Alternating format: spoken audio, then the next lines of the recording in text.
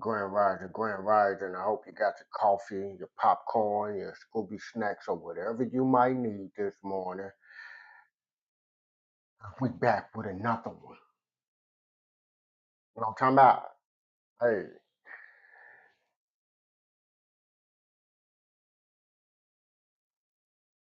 congratulations to everybody that got to wake up today. We ain't gonna hold you too much longer. We gonna go and get into it and let's see what's going on with it. This is the John about Ashley.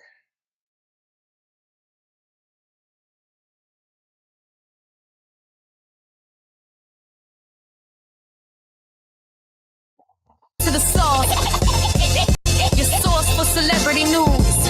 Hey yo, thanks for tuning in to The Source, your source for celebrity news. Do me a favor and hit that like button, and if you're not already subscribed to the channel, why don't you go ahead and do that too? Alright y'all, we have a lot to talk about today, but let's start with an Ashely Janae update. As you know, many black men are very upset about statements that Ashely Janae made before she passed away about black men. Specifically, when she said, "Every day black men wake up and find ways to embarrass us." Well, one person on Facebook felt that it was very important to add a little context to this conversation, so they allegedly found the video that Ashely Janae was originally commenting about. According to this person, Ashely was responding to a video from a wedding reception where a group of black men were participating in a game that involved suggestive sexually themed behavior using watermelon. In the clip, they were licking the fruit and handling it with their hands in a way that mimicked intimate actions. In other words, they were over there going downtown on the watermelons. Now, after people saw the video, while it may have been intended as entertainment in that setting, many viewers saw it as inappropriate and disrespectful, particularly women, and potentially embarrassing when shared publicly for a wider audience. Therefore, when you see her comments in context, she was actually talking about those specific black men in the video, and she was expressing frustration with that kind of behavior and how it can reflect poorly on black men as a whole.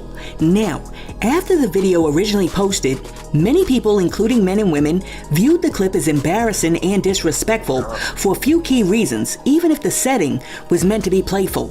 1. It objectified women. Using a piece of fruit to imitate intimate acts reduces women to body parts or actual functions rather than treating them as whole people. That kind of... Wait a minute. That's kind of been going on for a long time now. And also, no disrespect, because I don't want no smoke, but at the same time, like, there are videos that are out where these things are being taken place or are taking place, and people are doing these things as acts, right? So, and people are posting and reacting to certain things like this as part of acts. So why are we acting like this is something new or this is something different because of what? The status of who she is? She's not allowed to make a joke. She's not allowed to be funny or have a sense of humor or look at certain things in a different way. Like, I mean, I don't know, because everybody got their own opinion and how they look at things. So we judging her because of how she viewed it.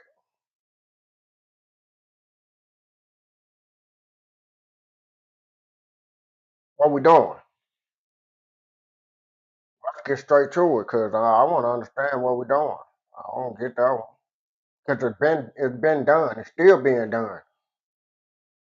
But what makes her so much more different, other than the fact of her status and what y'all require of her?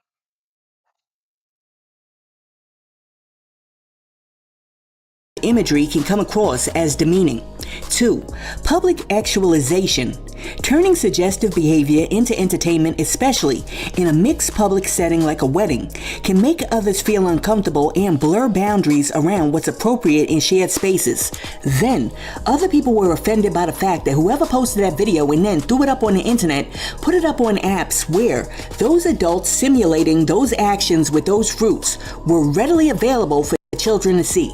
And 3, a lot of people who originally posted their comments under the video felt that there were broader social impacts related to the video because when clips like that are posted online, they can reinforce stereotypes, especially with the watermelon, or reflect poorly on groups of people, which is why some viewers like Ashely felt it was embarrassing or harmful in a broader cultural sense. Now, let me be clear. I'm not the comment police and I'm not the internet police, okay? And I'm not over here caping for anybody, but I do believe that context matters. And if everybody's gonna jump on this internet villainizing this young woman, at least you need to understand what she was actually commenting about. And now that we understand the bigger context, of course, you're free to feel however you want. That's on you. But at least let's hear the full story before we jump on the internet wilding out.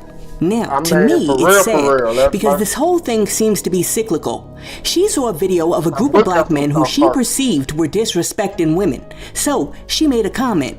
When black men saw that comment, they felt that she was being disrespectful of black men. So then, because they felt that she was being disrespectful of black men, some black men jumped online and started making very disrespectful statements about black women. So, as you can see, the circle just kept going round and round. Which is why I want to share this clip that was made by a young man who decided to post a video in which he posted a few more tweets from Ashely, which he thinks should have went viral. They don't want you to know about it. Hey, did you know you might get a big cash payout if you were in a car accident up to 1 year? So nobody else gonna say it, man. I'm gonna be the one to say it. Y'all really reaching with them tweets when it comes to Ashely Janae, man. And we're gonna go over these tweets, right? And we're gonna do it unbiased, without our feelings, and just straight facts. So let's talk about it. One of her tweets right now that's viral is a tweet of her saying, and I quote, "Everyday black men wake up and find new ways to embarrass us." And basically she was saying in that tweet, or that retweet per se, it was a video that's no longer on Twitter, but, you know, talking to some of the people that were around her, they were saying it was a video of a black guy, you know what I'm saying, eating some watermelon all crazy in front of white people. Bruh. I know, right? A video of a black man eating watermelon in front of a group of white people. Bruh. That's what y'all complaining about. That is what y'all complain about? Bruh. Oh, and here's another tweet that really got y'all up in arms, right? This tweet says, and I quote, "I've been saying since the 3rd grade, my children will be mixed. LMAO." Bruh. Alright, so here's another tweet that got y'all really up in arms. This tweet says, and I quote, "My baby gonna be mixed when I have a child." Bruh.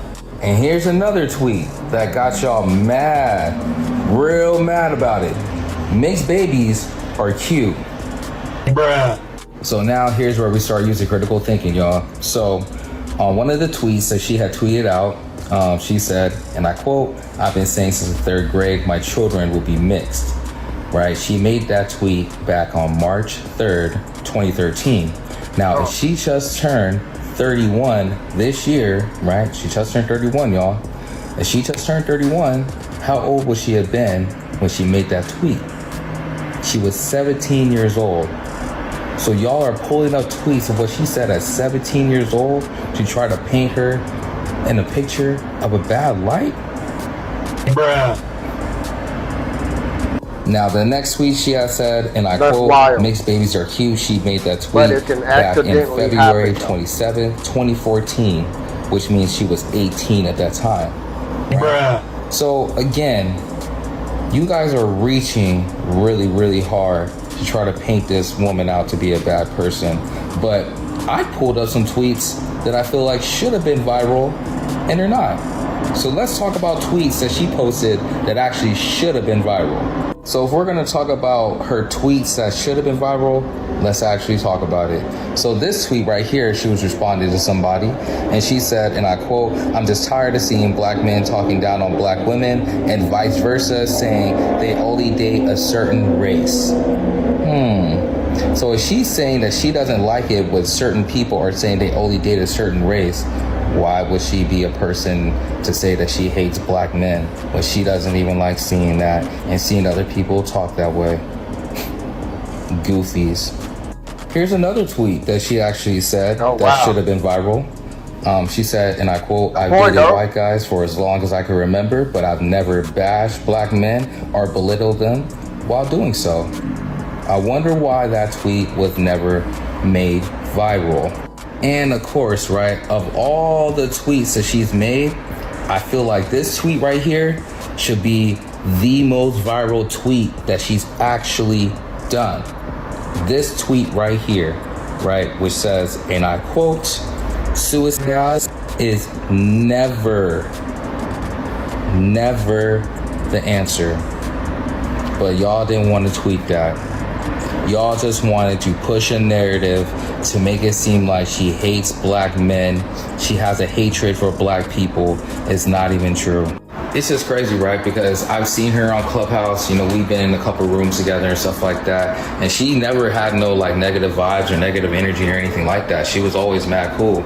You know, I just think that social media has a way of portraying people. So again, I say, what's wrong with her having a sense of humor and viewing things the way she view it and putting it out there like everybody else?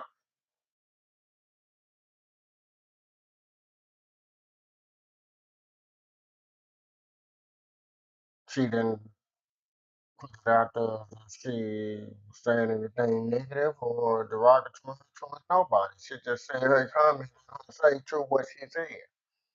It's true. Come on, bro. Stop. That's the shit. That's probably what got the girl killed.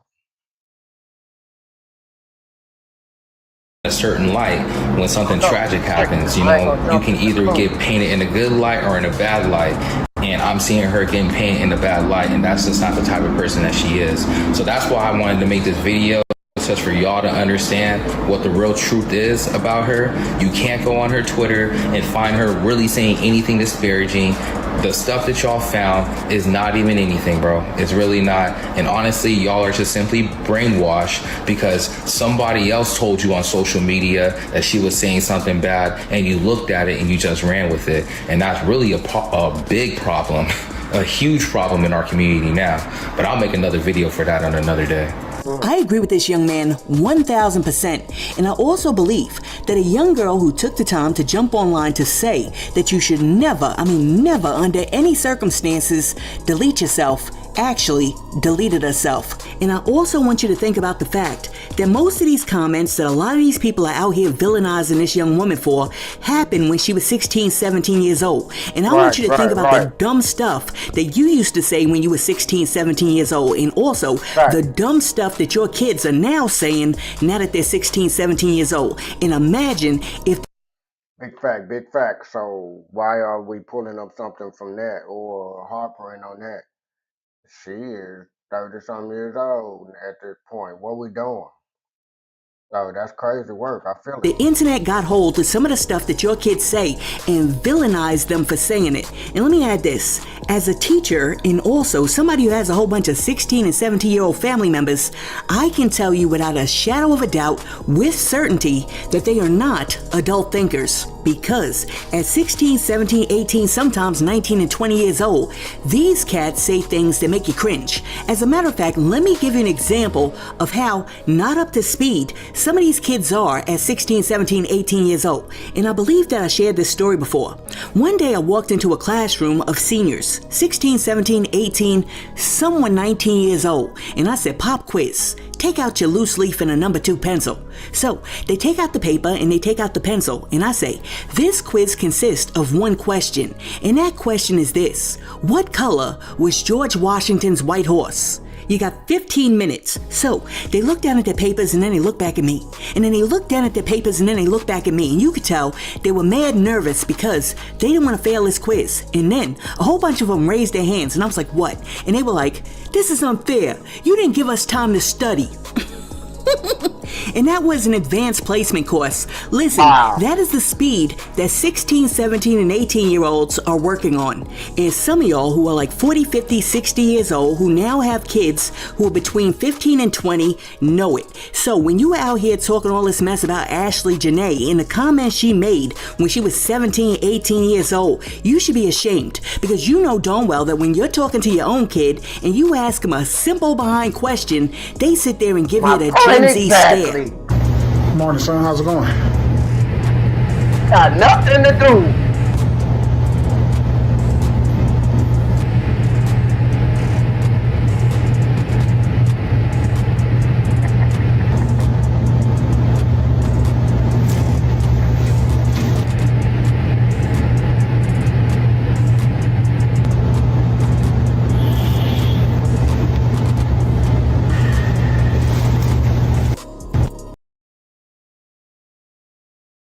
Imagine being able to build an app with your name on it, just by thinking about it. Meet Base 44, a complete AI creation platform. Yeah.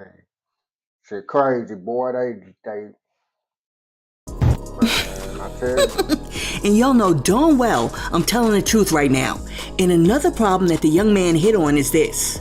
People aren't even doing their research anymore. What's going on social media is this. YouTuber A comes out and says a story.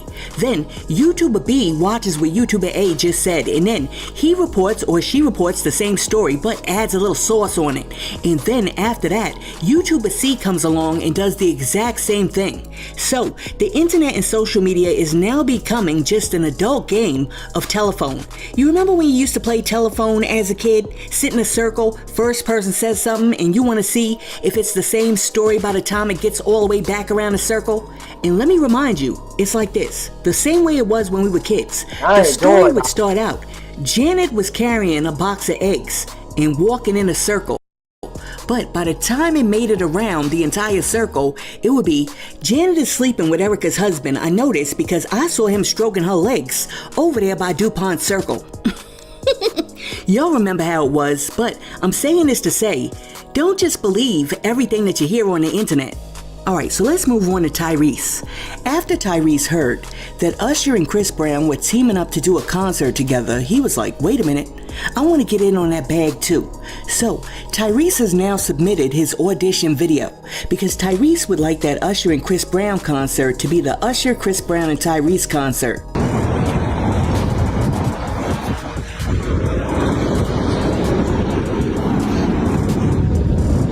Chris Brown, Usher, y'all know what it is. Y'all know what happens when an artist that's on that level.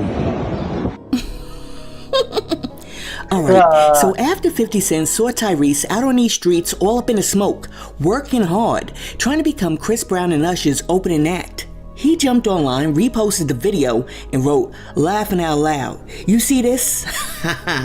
Well, 50 Cent wasn't the only person who chimed in, because after people online saw Tyrese out there dancing in that smoke, trying to get put on, they also had something to say. For example, one person said, let Chris and Usher have this. Maybe Tyrese can start his own tour. Then somebody else said, Tyrese and Tank inspired that Chris Brown and Usher tour with their verses, I bet. Put Brody on. After that, somebody else said, what's he gonna sing? That turtleneck? Listen, y'all better stop hating on that turtleneck, cause I remember those lyrics better than the lyrics to a lot of these other hit songs that dropped this year. I'm telling you, Tank is a genius for that little ditty. But since we mentioned that little ditty, let's discuss another little ditty. After 50 Cent had that quick laugh about Tyrese, he had to quickly turn his attention to Ken Combs, because him and Ken Combs got into it after Ken Combs got online and was defending his father after word hit that his father's $100 million lawsuit against NBC Universal got kicked out of court. So this is what happened. Diddy filed a lawsuit against NBC Universal, Peacock TV, and also Ample LLC over the documentary Diddy, The Making of a Bad Boy. And Diddy argued that the documentary defamed whatever character he had left. So, Diddy was seeking $100 million in restitution because he said that the documentary besmirched his good name. But after reviewing the case, a judge was like, "Bad boy, bye," and totally dismissed the case. Okay, so after people found out that the case was dropped, they started commenting on Diddy taking another L. And King Combs, aka Little Diddy, jumped online to defend his father by saying, "My daddy was not in no Epstein files. Meanwhile, these celebs are roaming free while being in them. Sick world." Now, when 50 Cent saw what King posted, he jumped online and responded by saying, "MF, your dad wasn't in the files because he was over there making his own files." Oh my goodness, so as you can see, that round goes to 50. Listen, you know what I think King Combs needs to do if he wants to go toe-to-toe with 50? He's gonna need some backup, so he might want to run out there and go get Papoose. Because according to Clarissa Shields, Papoose on a one-on-one could whip 50 Cent's black ASS. The relationship with me and Pap is not big because Pap is Papoose. It's big because I am who I am too. Had I been just a little Instagram model who nobody knew and nobody respected, it wouldn't be no big thing. Right. Agreed. The big thing is that, he would a champ. Mm-hmm. He would a baller. Mm-hmm. He would a young, pretty, thick, she got her together, smart. That's the problem. Had I been just, let's say I'm a boxer and I can't fight, nobody will be talking about this relationship. That is true. That is very true. So we'll circle back to that, but I do have a question about 50. Would you drop the lawsuit if you could get in the ring with him? I would. Throw them hands. I would drop it. I would drop it if he got in the ring with Pap. Pap will whoop 50 ass. Drop him. He beat the out of 50 Cent. Pap has hands like that? What? I did not know. Pap don't want to show y'all, but around find out. Pap can fight. And anybody who's from New York know that Pap can get down. Pap will whoop 50 Cent ass. Wow. And he know it too. And if you got a girl who you want to bring for me 50, you can bring whoever you want to bring. Well, I mean, call your celebrity friends. Call your little rap girlfriends. Tell them to come fight me. What do y'all think? Is Clarissa right?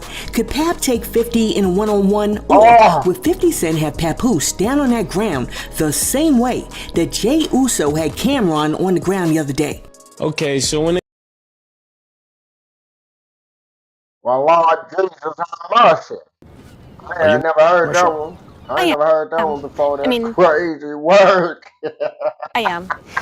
Thanks for meeting me here. Usually not an interweb dating guy. Barely ever use this. That's crazy work, my boy.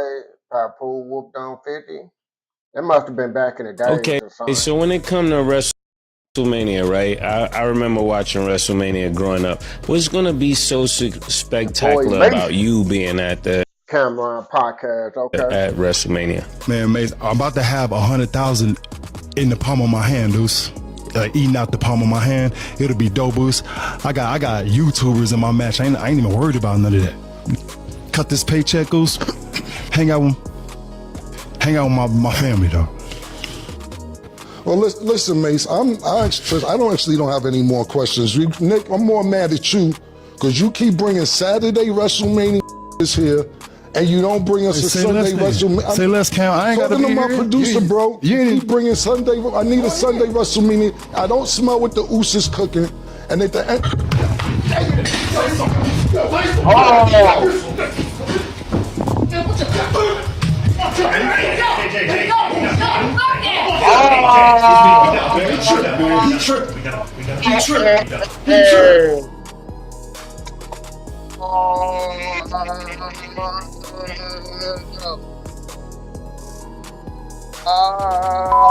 Well, now it appears that little skirmish between Cameron and Jay Uso may have been a setup to help Cameron get himself some WWE money.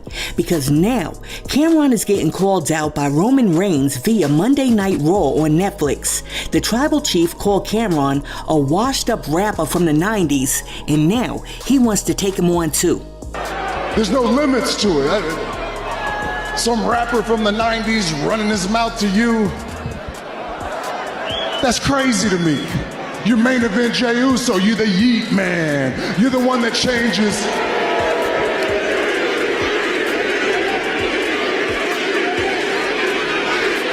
Look at that. That's crazy. You changed the whole environment.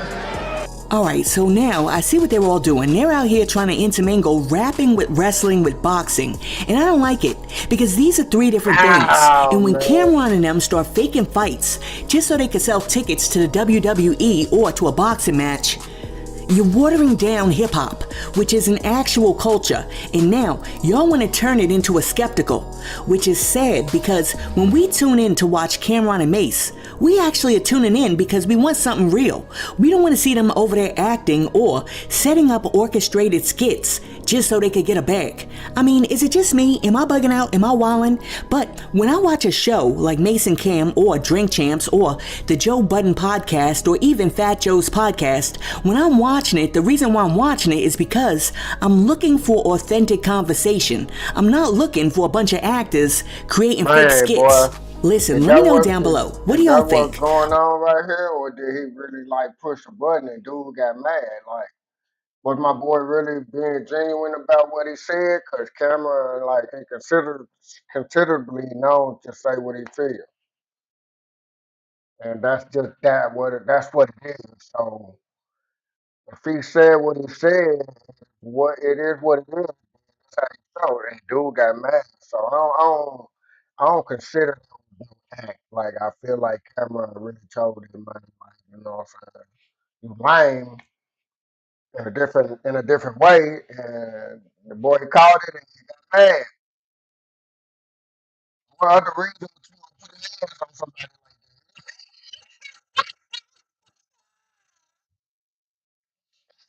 that? Oh, act. I think dude really got his feelings or whatever. And due to the fact he put his hands on her, bro can't get that bag up off the wrestling. Man, how he handled himself and got a bag. He got assaulted by a WWE wrestler. Who wouldn't? I would. I didn't touch you. You let my word get to you, and you put your hands on me, so I got to get the bag. Like, come on, that wasn't no act. If it was staged, then that was one hell of a stage, Cam. That was one hell of a stage.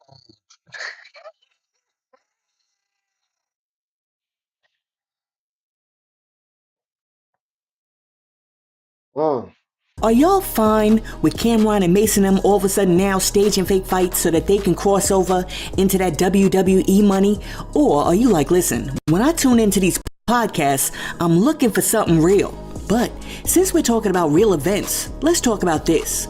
As you know, it's prom season, and a lot of these young men and women are stepping out dressed to the T.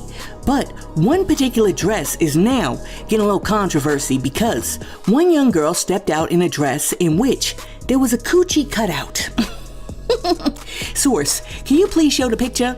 Listen, look at this dress and let me know in the comments. Is this elevated elegance, or is this dress a big hot mess? Now, after some people saw this dress, they were like, oh my goodness, she ate.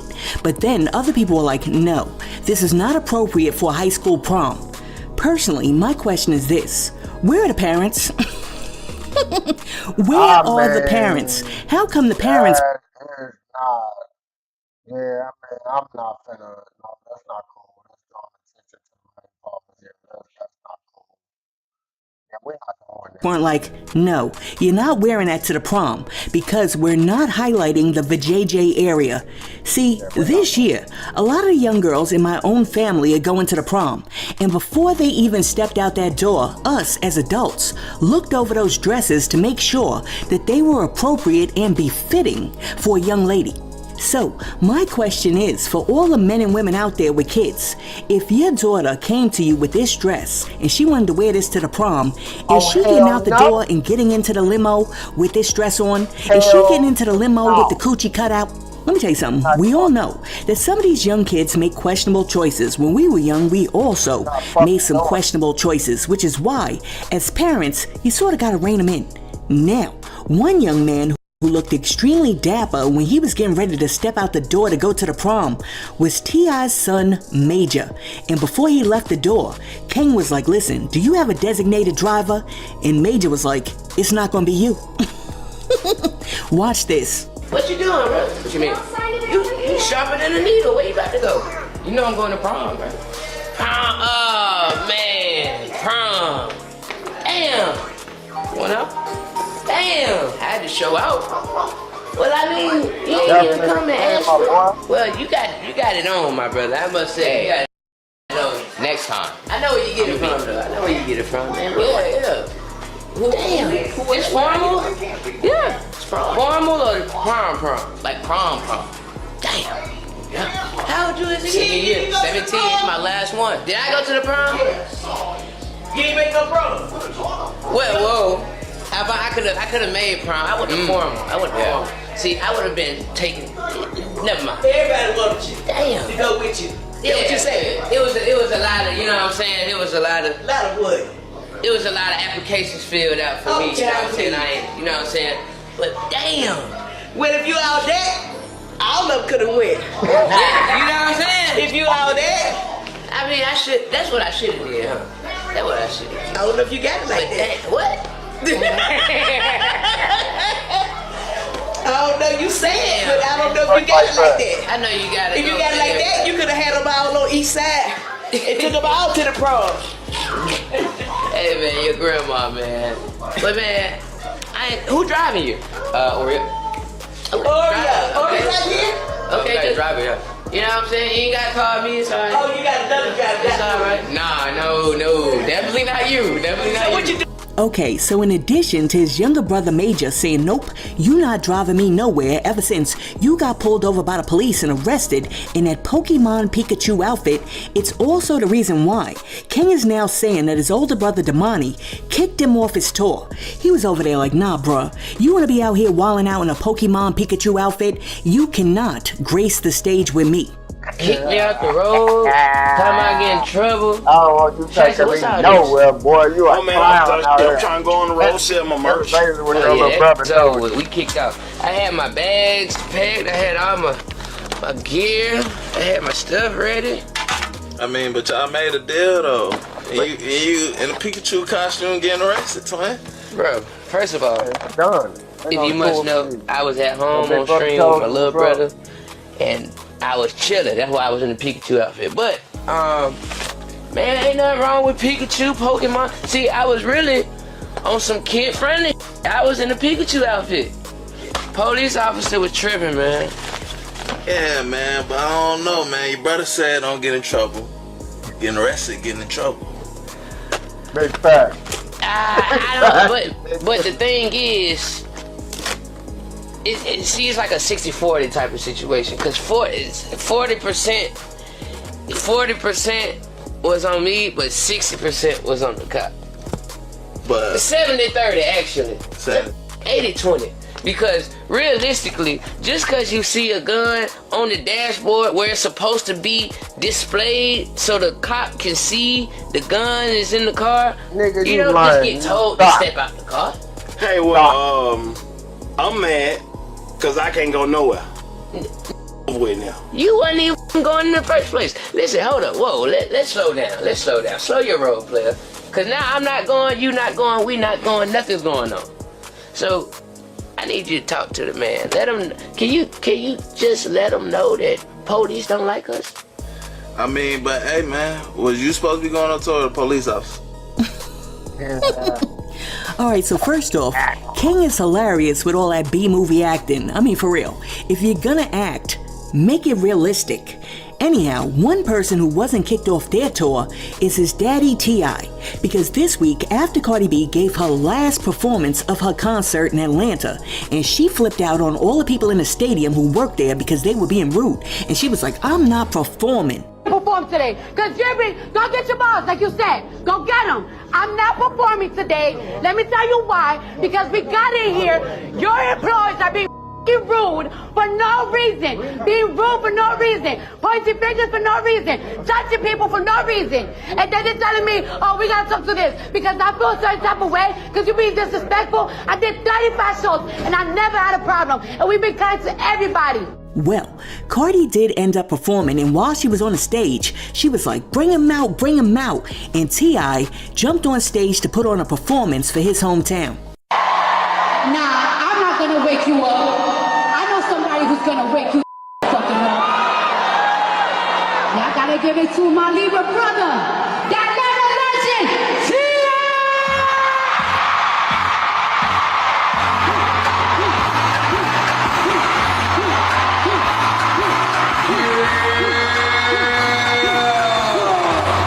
In addition to bringing out T.I. in his hometown, Cardi also brought out Missy Elliott, and before the show, Missy discussed how important it was and how special it was to have a whole new generation acknowledge your work. And she also gave Cardi B mad props for celebrating female rappers and bringing them out on her tour. People say, you say legendary and stuff like that, but it's always a blessing to have another generation acknowledging this.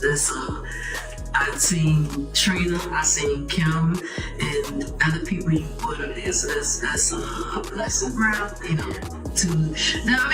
may be a blessing to you, but it's a blessing to us too, because we feel like, just that acknowledgement is always, and trust me, you'll get to that place. And it'll be somebody. And I be thinking like that too, but it's like, and you'll be, but you'll still be like, hey, at some point, people, somebody would be like that and be like, I want to get this one and get that one and make sure they get their flowers. So, so that's me. Blessing. Now, after a multitude of rappers and R&B artists showed up and showed out for Cardi during her concert, Cardi jumped online to say thank you. Hey y'all, it is your girl Cardi B, and I have to do this video right now while I'm drunk so I can tell you how I really feel and not overthink while I'm talking. So I just want to say thank you everybody who came out to the Little Miss Drama Tour and was a part of the Little Miss Drama Tour. I want to say thank you for my production team. I want to say thank you to my glam team. I want to say thank you to my wardrobe. I want to say thank you to my choreographers. I want to say thank you to my dancers. I want to say thank you to every venue. I want to say thank you to the catering. I want to say thank you to the security, to the bus drivers. I want to say thank you to everybody because this tour went really smooth, really smooth, and it went really smooth because we all did a great job. And I also want to say thank you for everybody that came out, from the celebrities. They just came and see me just to have a good time. And I want to say thank you to the celebrities that came out to perform with me. If y'all ever need a kidney, I'm gonna find somebody to give it to y'all. I can't give it to you. You don't even want my kidney. I'll find somebody to give it to y'all. And I want to say thank you to my friends. Thank you to my family for being there for me. Y'all ain't had to come and everything. Well, I mean, but y'all just made it even better. Like, cause I didn't feel super lonely on the road, and that's because my family and friends, they kept coming and supporting me. But most of all, of course, I want to say thank you to my fans. Thank you to Barty Gang. Thank you for everybody that just came and made this moment so special for me.